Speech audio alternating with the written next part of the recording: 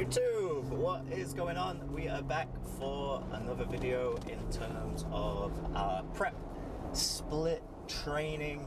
We got chest day today, which everybody knows chest day is best day, and this is week 20. So as you're watching this video, I'll be week 20 of prep, first ever competition. So if you watched yesterday's video in terms of that pull day back, you'll know that a priority is that pull focus. So we're actually doing a slight variation of the push-pull legs split. So we're actually doing pull-push legs right now, and that means we're running a 3-day split. Later in the week, I'm actually gonna do a upper-lower. So I'm kind of going 3-day split, recover, 2 days on, recover. I felt like that's been useful for me right now in terms of just a mental break with training, increasing some recovery. Also on maintenance calories on training days. So on the recovery days, we kind of go a little bit lower, and I'll kind of explain that in a video on one of the rest days in terms of how I'm distributing my macros and nutrition and stuff. But what I want to talk about is something that I had a discussion about on TikTok yesterday. So basically making a post around the optimal training split, and there was a couple of comments around what I said with, I don't think that there is actually a true optimal training split. And a lot of people right now are kind of suggesting that training frequency and full body every other day is better than like an upper lower split, because you get an extra training session in a week. And I think that's kind of like a little bit short-sighted of us all to kind of like block the microcycles as a 7-day microcycle. I think it coming from the strength and conditioning world, that's a typical process that we do when we're trying to create these bigger macrocycles. But when it comes to muscle growth and hypertrophy and bodybuilding, like, I don't think we should be thinking about training cycles in a week, but just more so how many training sessions and how many exposures we can get within a given time up until your goal. So right now I'm in week 20, right? So I've got plenty of time, plenty of weeks before I get to my specific goal. So I can vary my training approaches a little bit in terms of what split I run. But anyway, the discussion of the training frequency and stuff like that was mainly orientated around muscle hypertrophy and muscle atrophy, right? So the reduction of muscle, so the wastage of muscle, with lower frequency training having a greater atrophy response in the acute short term.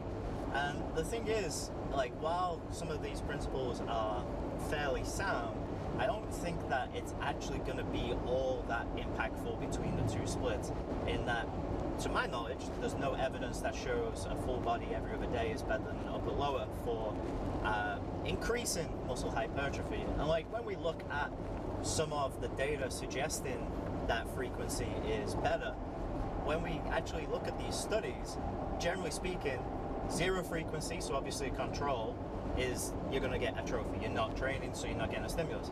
But with 1 session per week for a muscle group, you will increase muscle hypertrophy. For 2, it seems to be a little bit better than 1.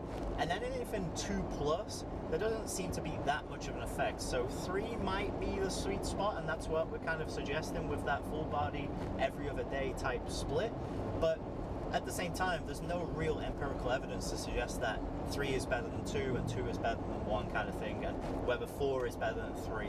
So what we actually see is that there's very trivial effects of frequency throughout a week, and where I'm referencing this from is the Josh Pellin's study, the meta-regression analysis, where there is quite a big prediction interval when it comes to frequency and exposures, and it's just because we just don't have the studies right now. And the studies that we do have are not necessarily the best studies as well. There's a mixture of untrained and trained populations. So in terms of the optimal training split, I'm still in the camp of whatever works for you in your schedule, where you get as much training in as you can. I personally like to do a little bit higher set volumes and things, because I think that weekly set exposure is something that we have a little bit more stronger evidence to suggest that you will get muscle growth. So that's where I kind of, for me, I run the 3-day splits. I've done this pretty often throughout my training career so far. And some people might watch this and be like, well, Craig, you're not massive, you're not the biggest guy in the world, and that's true. And honestly, I think that's because in the past, I focused a little bit more on performance in terms of trying to be competitive within sport, play soccer and things like that, rather than looking like a bodybuilder. So now I'm actually training like a bodybuilder and also training to be a bodybuilder. So we're going to see over this next year, with some optimal training, so to speak, how I can perform. And that's why I decided to perform my first competition this year. So we're going to actually put the science-based lift into the test. I'm going to be my own case study. We're going to do it properly. We're going to get measures of muscle growth, or should I say lean mass. So get a DEXA, potentially ultrasound, also do some girth measurements, also do body fat testing, also monitor weight, have all of my macros and stuff. So make sure you're following along, because this is going to be as much as case series study as it is a video log content. So with that in mind, we do have chest day today. I don't think any area honestly in my body is a major non-weak point, but I've obviously prioritized chest a lot more than other areas in my previous training, because who doesn't love chest? But still high priority with every muscle group, and we will see you in the gym as I'm almost there. So we'll get into the training and a little bit more discussion around chest in the actual session.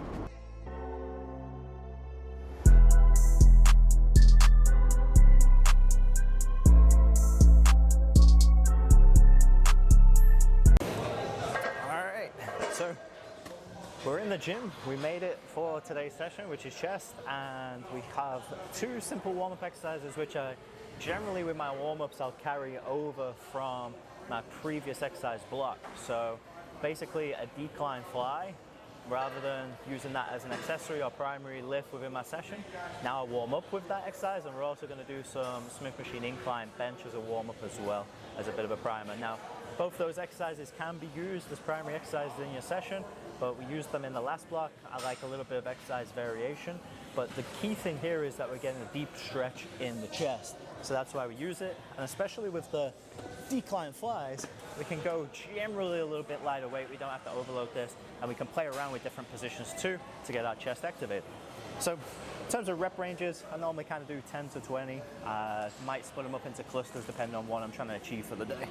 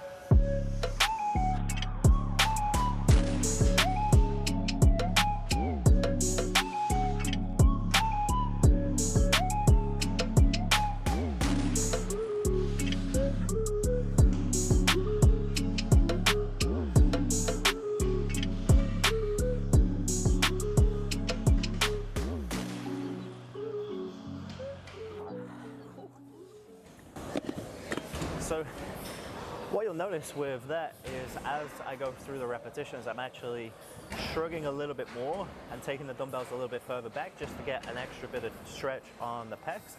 Again, I think I've seen Eric Janicki do this style of fly. I just feel like I feel that upper pec, pec minor, and kind of more of a stretch in that position. And I always feel like that gets away, or takes away, should I say, shoulder tightness and stuff like that. So then it makes me feel nice and active for the session. So we only do one set of these in the warm-up. Again, we don't need to go to failure. We could add a speed component. We could add pause in the bottom, a bit of an isometric hold, just anything that you need to do to feel generally warm. So now we're going to transition over to the Smith machine. Ooh. All right, so next we've got our Smith machine for our warm-up. So actually I do a cluster-based warm-up here. So we're just kind of doing 5-ish reps. not extremely high load, but what we're trying to do is we start with a higher incline, we progress back to a low incline, and then actually the first movement that we do today is a chest fly. So this generally gets a little bit of push in there. I'm not doing any Smith machine incline in terms of the main session, so I kind of just use it to get a little bit of exposure again, get some chest stretch and chest activation going, but also being able to change the length tension relationship of it. And then clusters, we're going to obviously preserve some energy when we do this. But one thing that I want to say with the warm-up on this one is we're going to have a slow, controlled eccentric, and then we're going to try and be as fast as we can and explosive on the way up, and that's going to increase activation of the specific target musculature, in this case, the pecs. So let's get into it.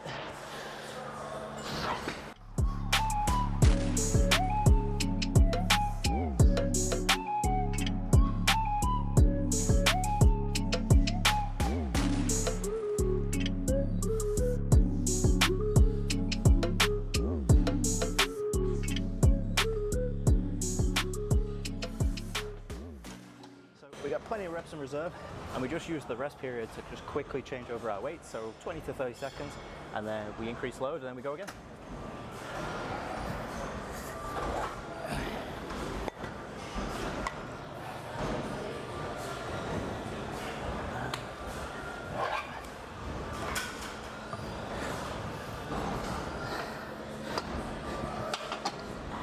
And we also just use the rest to obviously lower the incline as well.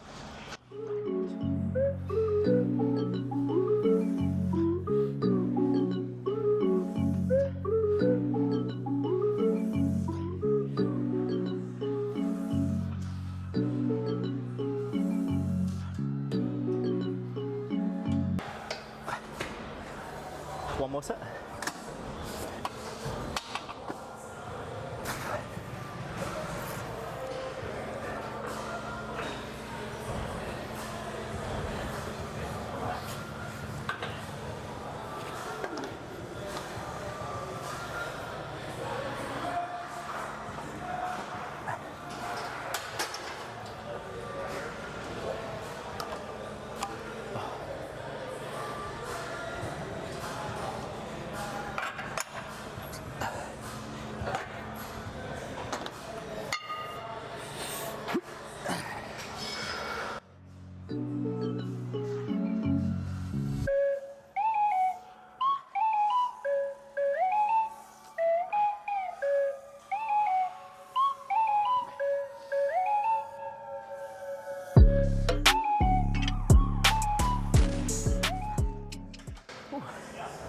And that's the Smith machine done. Now we move to the fly.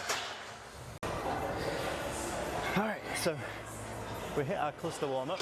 So chest is now nice and warm. And the reason why I do a cluster for a warm up and not like rest pause and things like that is we don't want to actually take our warm up necessarily to pre-failure. There is the pre-exhaust method that's out there, but I'm not sure that that's actually effective, or at least I haven't found it effective to go into my primary exercises after pre-exhaust. So I like to do enough to get some motor unit recruitment, that mineral firing, but not enough where it's completely fatiguing, but also it's just a slightly different exposure or pattern. Now, there's been a lot of debate online surrounding whether you should actually do presses in the first place for chest growth or whether you should do flies in terms of the insertion of the pecs, and especially for things like mid-pec and upper pec. Now, my answer to all of this is do both. I'm just gonna adjust the seat here because I'm a little low. And the thing is, we want to have a bit of both in there, because what we're not exposing the chest to if we don't put push variations in is those fibers that are recruited in that adduction and that shoulder flexion pattern might be slightly different to just a pure adduction in the frontal plane, like the pec deck fly here. So in terms of doing an exposure, pec deck is definitely something that I haven't used as a primary exercise as much, so that's why we're throwing this in there as a primary exercise now in the lifts. A key component is I like to set up the handles just around shoulder height, so then when I grab, I'm actually grabbing higher up. Now, people use the pads and cuffs. I have to deal with what I've got with this machine. So we go from there. We're going to do 1 feeder set and then 2 working sets for this one.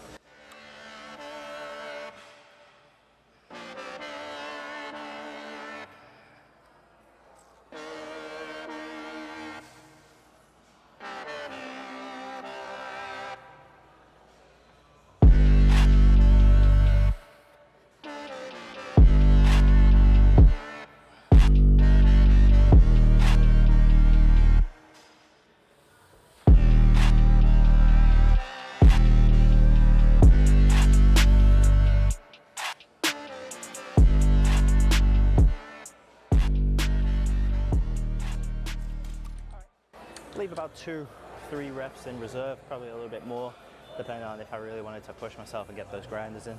But we'll increase the weight here, a little bit of rest, minute 30, 2 minutes, enough to get rid of that central nervous system fatigue, and then we go again. So as this is one of our primary exercises of the day, I am aiming for that 5 to 8 rep range. So trying to get as many effective reps as we can. I'm still not a big fan of this kind of like 3 reps, 4 reps, 1 set exposure that seems to be knocking around in the science-based lifting community. I think you can get away with that, especially if you may be doing a higher frequency.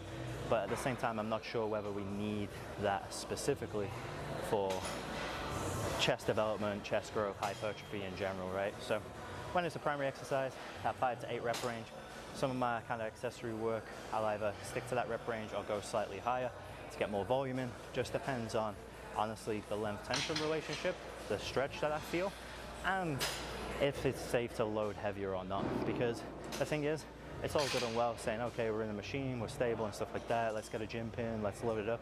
But if you can't physically do 6 reps of something, and you're always just kind of working out at that 3 rep max, I think that the strength will improve, but you might not necessarily improve your capacity in terms of that floor. So we have to kind of work both principles. Otherwise, if we're just kind of in those like low rep ranges, I think it will have a bit of better transference to maximal strength. That's not saying you can't get growth from that, but is it more growth than doing higher volume? We're yet to kind of explore that area in any detail. Anyway, rest done.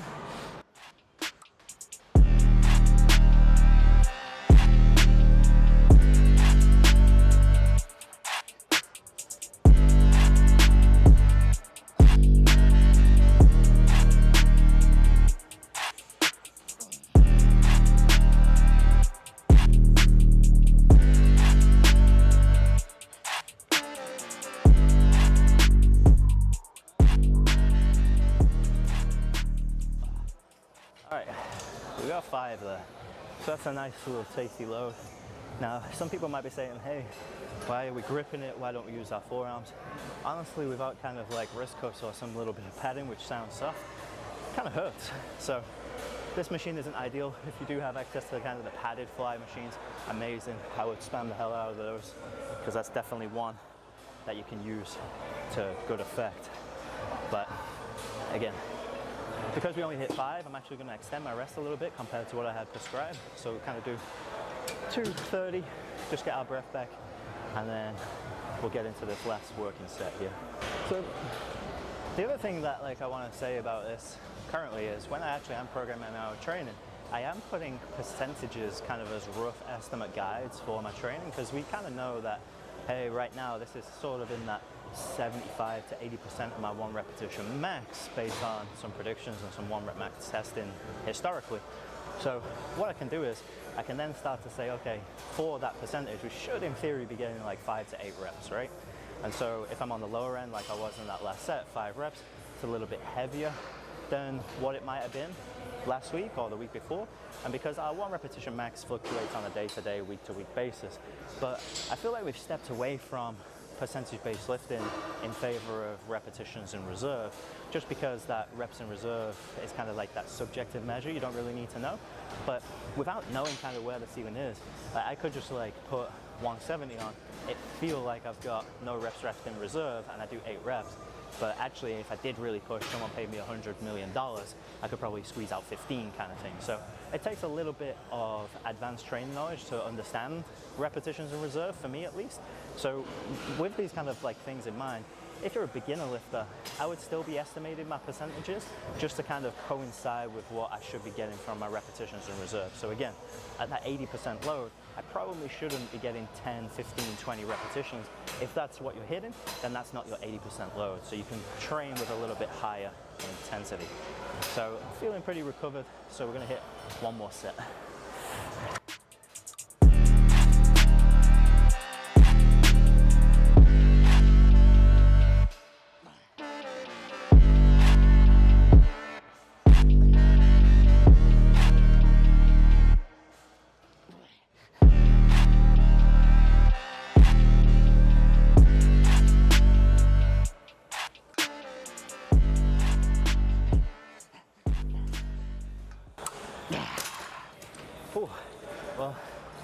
base, we kind of rep matched. There's maybe a little cheat rep in there at the end. Nothing wrong with that. So that's pec flies done. We're into our next movement. All right, next movement, and I've said this before, and I'll say it again. The machine flat bench press is probably the best pressing variation you can do. And the problem is that it's not always in most gyms, so sometimes it's difficult to find the machine. But if you have one, 100% spam it, 100% use it, because it's definitely a great pressing variation. Because I have a couple of reasons. One, I can push to maximal failure, not worry about getting crushed by a barbell, not worrying about having to drop dumbbells. Now, it does have that low load profile where we do have to start with a concentric, so that is a difficult thing. We can use yoga blocks and other things, pads, to try and put the arms up higher, spotters, things like that. But once you can get over that initial press, then it's great. This one has a great loading profile in terms of a deep stretch as well. And then the last thing is we can position our body so we can hit different angles and different length tension relationships. And it's a unilateral machine, so I can do single arm as well as double arm. So we got a bunch of different options in there for our training. Now, on this day, I actually do stick to bilateral, but you could do unilateral pressing as well within this, and so that's what makes it kind of the GOAT of machines. Now, because this is press exposure, don't need to warm up because we've kind of done some pressing already. We've done our pec flies, so chest should be pretty warm. Now, I'm not going to do it more guillotine style. I'll do that in another video. I'm just going to do the normal pressing variation, and it is going to be 2 sets to failure for this one. I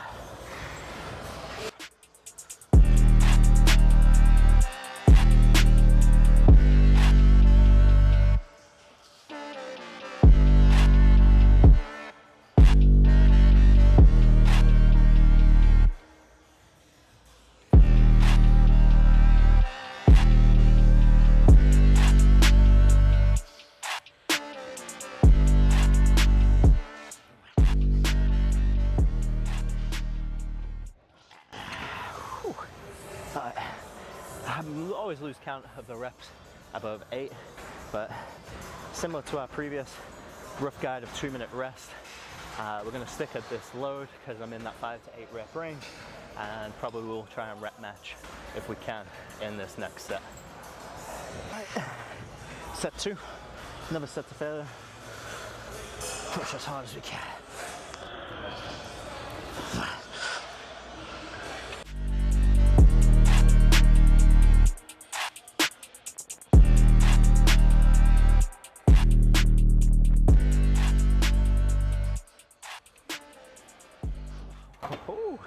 All right, so there's a sign that fatigue's setting in.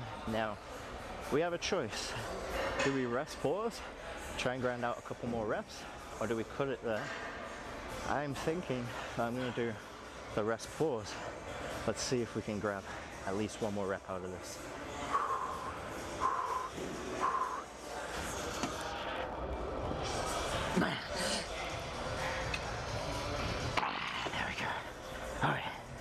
All right, so next exercise on the program.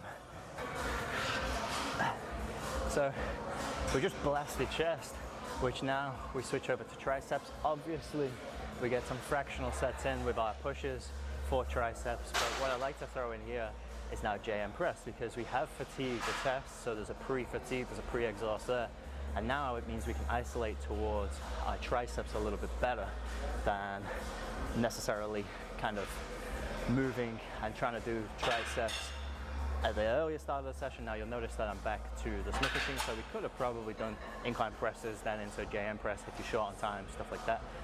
Personally, I like to utilize this a little bit more in terms of my pressing variations and stuff. So for me, it's all about kind of exhausting the chest and then isolating the tricep. So we got 3 sets here. We're actually going to do a reverse pyramid, so we start with our heaviest weight, kind of like a drop set in a sense, and then we hit another set and another set, all kind of to fatigue. And we're also probably going to bottom out in the bottom position, so we're using a safety arm on this side, which you probably can't see because of the camera.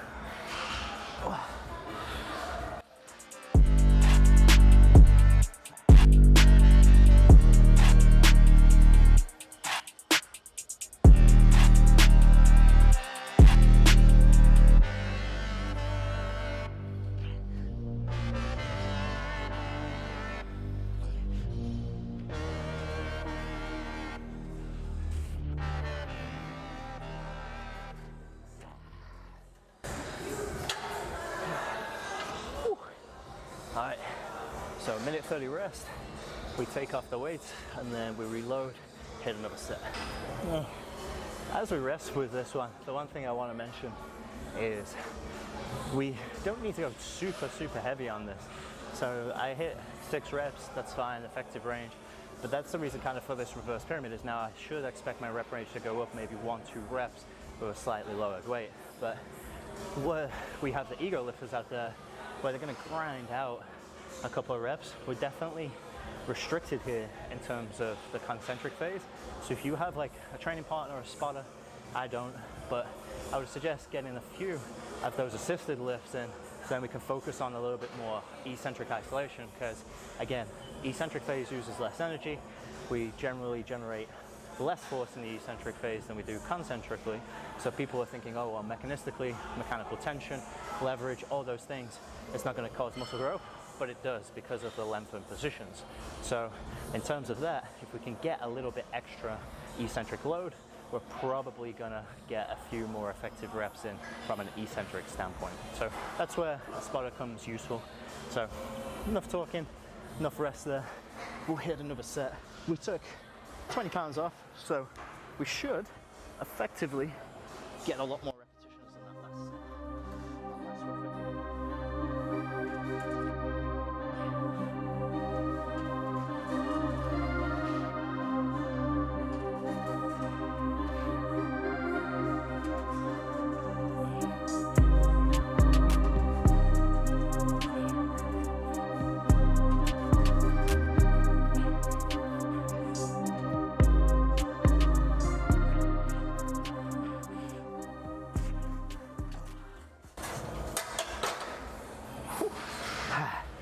All right, same thing, same principle, another rest period, and then we hit one more set. Now, you'll see a lot of people out there will talk about the reverse pyramid, so starting with your heaviest set and then having more of a descending profile, and I completely agree with that philosophy. Where I find it hard is in those first couple of exercises within your session to kind of do that, because then you've got to have some warm-up sets in there.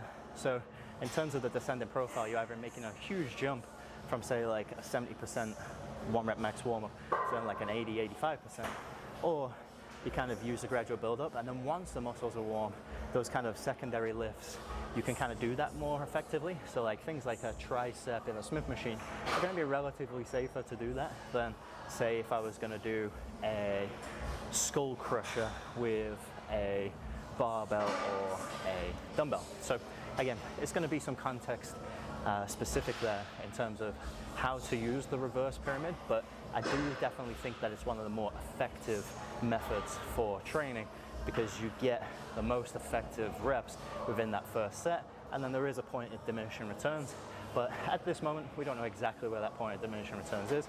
So when it comes to triceps, we think about getting some extra volume in. All right, last set here.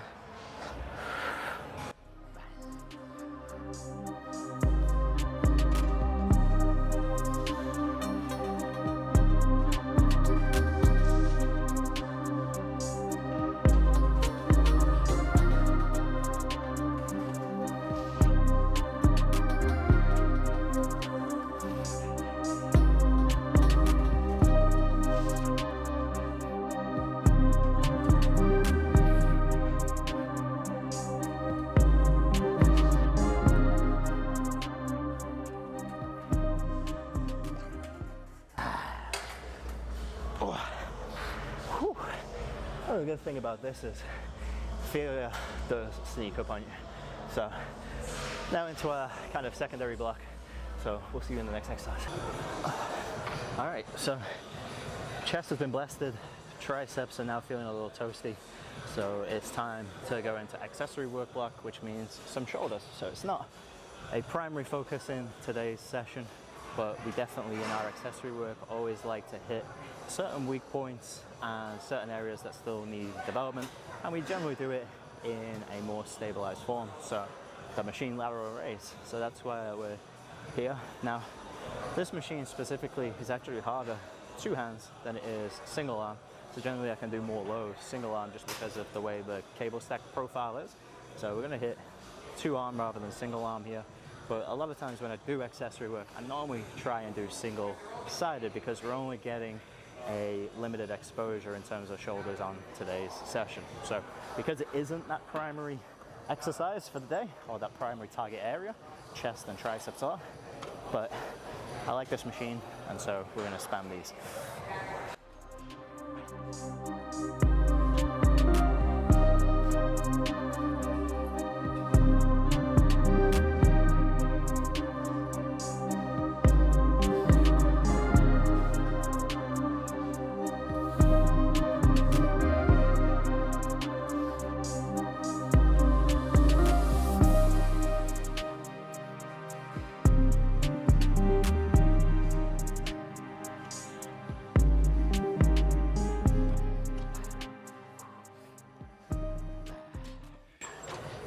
All right, so trying to get the 10 to 12 rep range on this one, so a little higher volume.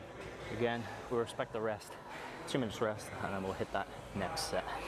All right, set 2, full frontal view facials.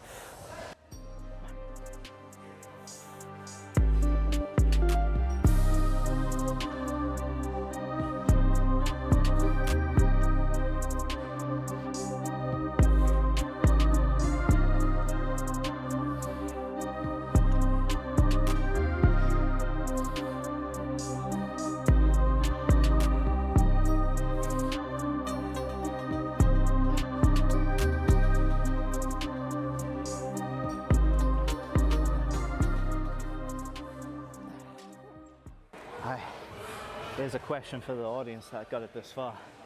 Which shoulder's weakest in this exercise? Tell me in the comments. Whew.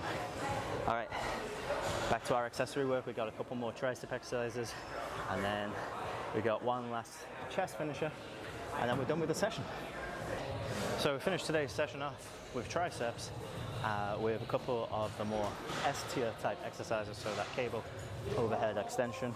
It's probably one of my favorite exercises to do. And the thing is, we also do some cheat reps here as well.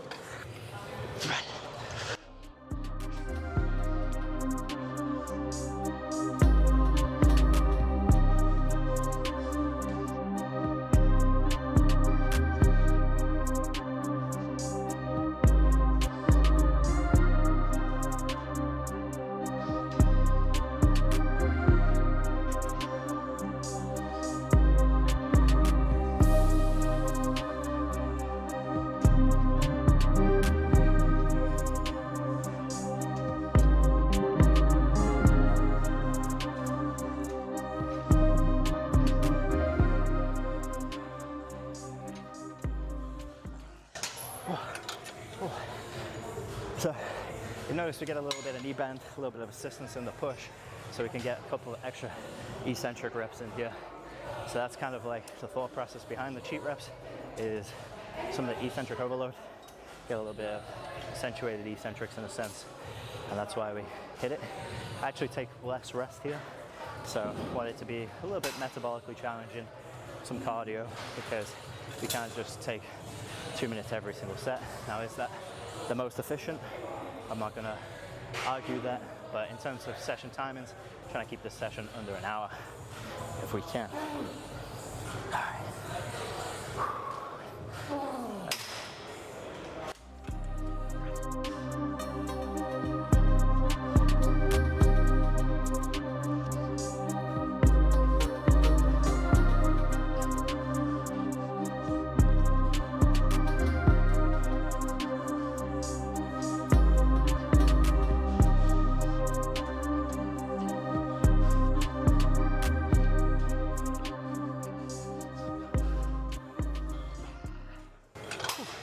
All right.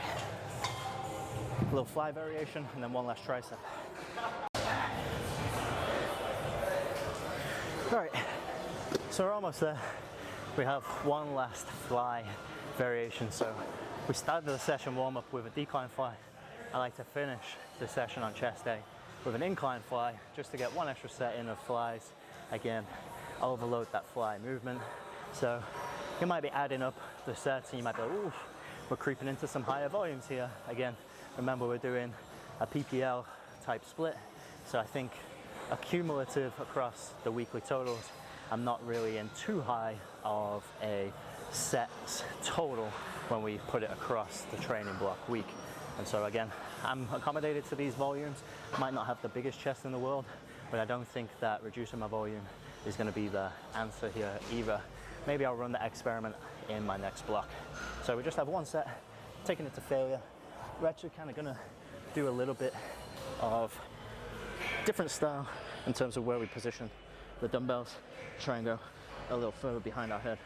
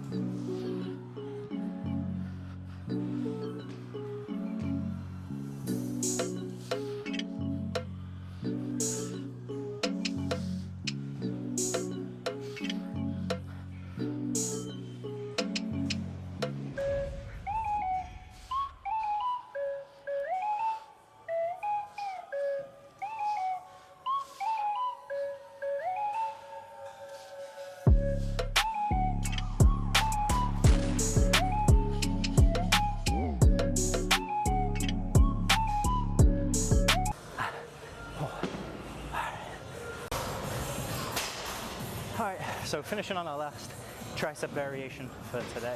Just one set, tricep kickback. We're leaving no muscle fiber untrained in this in terms of the tricep, the long head, and things like that. So we're going to use our custom cuff, get one set in to failure on each side, and then we're done for the session. We'll break it down in the car.